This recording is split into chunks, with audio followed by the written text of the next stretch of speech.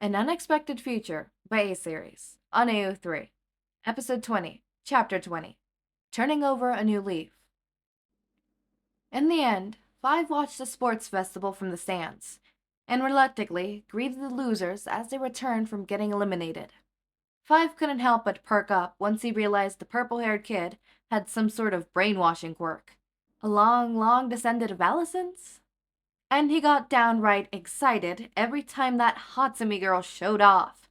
She was obviously a genius, and if she was so willing, Five bet that she could help him design something that would help with the situation.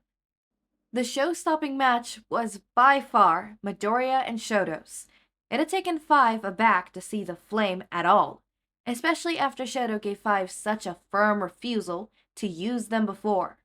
As soon as Shoto made it off the field, Five headed off to meet him. He wasn't entirely sure his presence would be welcoming, but he wanted to make sure his newly acquainted sibling was okay.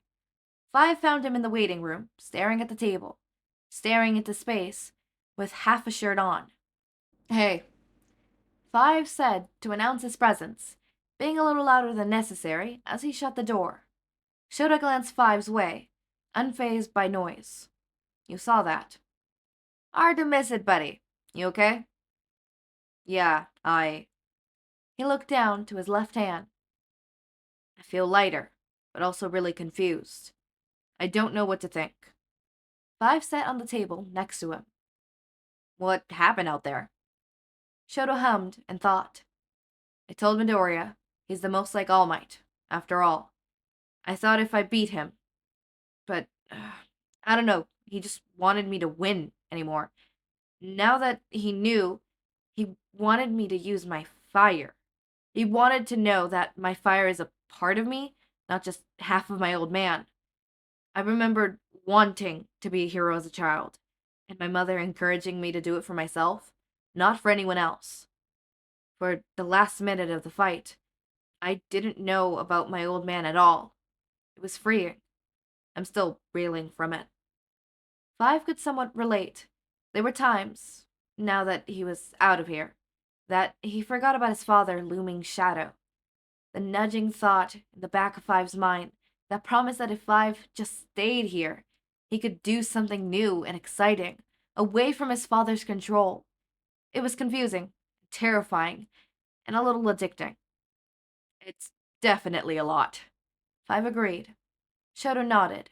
It was another few seconds before he asked, "Why are you here?" "Because I was worried about you," Five said simply. "Obviously." "Oh.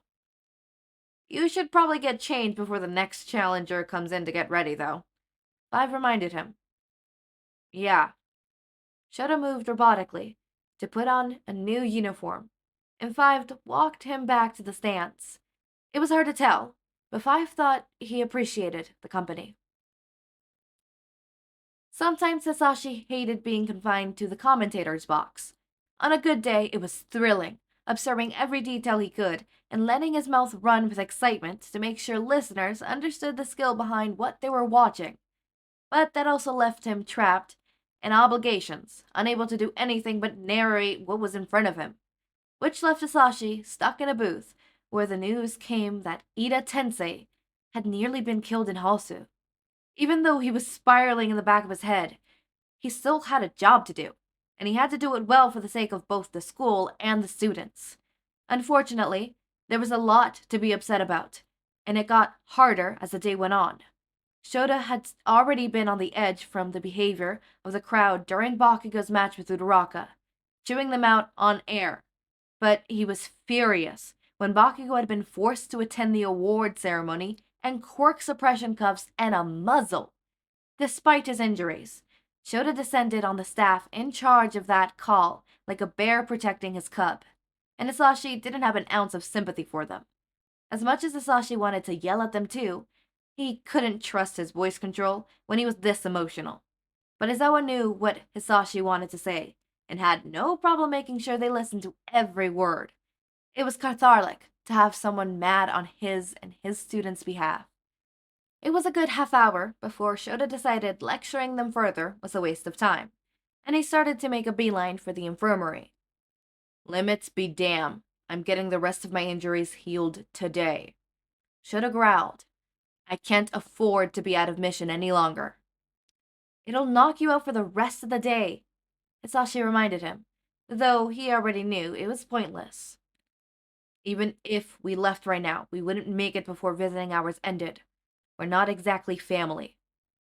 I know, Hisashi sighed. Poor Tenya. He's not going to take this well. Who would? Aizawa sighed, too. I'll keep an eye on him in class. Hisashi squeezed Aizawa's shoulder and walked with him. Luckily, the infirmary had already been cleared out by the time they arrived.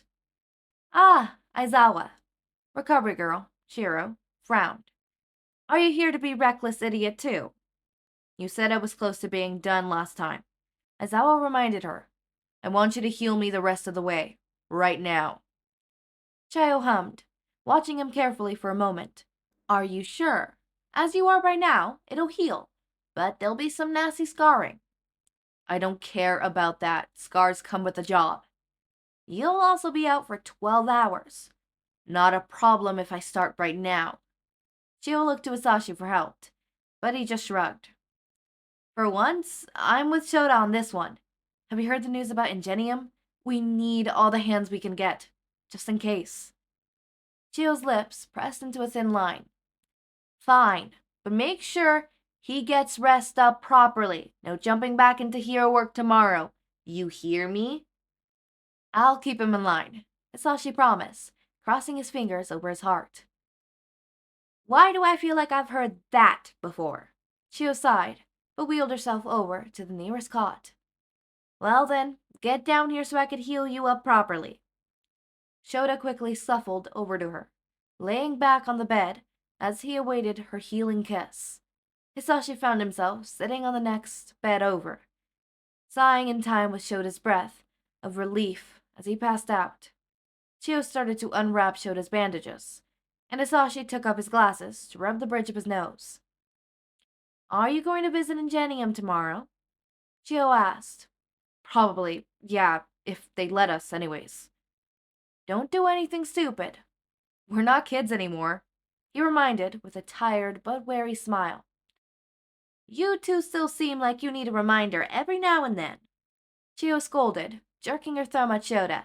Especially this one. Hisashi shrugged. You know how Shoda is. Unfortunately, yes. I could do with seeing him in my office less, between his own injuries and his classes. So, this is where you were, Hargreaves said, poking his head into the infirmary door. He didn't sound hurried or anxious, so Hisashi figured it must have been some sort of social call. Aw, were you looking for us? Hisashi grinned. That's so sweet. You don't want to hang out with your classmates? There's still plenty of festival to be had. I just wanted to check in. Hargreaves eyed Shoda. Is that the last healing then? Yep, last one, Hisashi confirmed, trying to interject some of his usual energy into his voice. He'll be out for a while though, so if you need anything, I'll have to do. Hargreaves shook his head. No, it's fine. I was just wondering. I'm glad he's okay. Hisashi was glad Hargreaves felt comfortable enough to admit that he was happy Shoda was okay. Hey, since you're here, I might as well tell you about tomorrow. Hisashi gestured for Five to come over and sit on the cot next to him. What's tomorrow? Hargreaves asked, obliging to sit on the very edge of the cot, at least. I thought the festival thing was a one-day thing. It is. Students have a day off tomorrow, to rest up. Shouldn't I... Once he wakes up tomorrow, we would like to head over to another city to check up on a friend of ours, called Ingenium, who got hurt pretty badly in a fight today. Mind tagging along with us?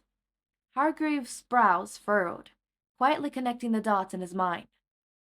That's Ida's brother, right? The class president in Aizawa's class? That's why he didn't show up for the award ceremony? You got it in one, Hisashi said, with a pained smile. It's probably hitting him hard. He always looked up to his brother. Seems like it, when I talk to him. Hargreaves agreed, tapping his fingers against his knee. All right, I'll go. You sure? We could probably get one of the other teachers to look after you if you wanted to stay. There's no difference between wasting time with a stranger and wasting time in a waiting room, Hargreaves pointed out. Besides, I think it would be a good idea for me to go. Hisashi raised an eyebrow before he realized that Hargreaves had also lost siblings. It was sort of a liminal death, since Hargreaves could, and very much aiming for traveling back to a time where that wasn't the case. But it was a death all the same. Here he was, and they were not. And he had been dealing with that ambiguous grief since he arrived. Now that Tenya was in a similar position, did Hargreaves empathize with his situation and want to provide some empathy? The thought was enough to make Hisashi want to cry, and he gadgically held it back. Okay then, thanks, Little Bean. You're really saving our bacon. Hisashi ruffled Hargreaves' hair. We'll take you up for ice cream after.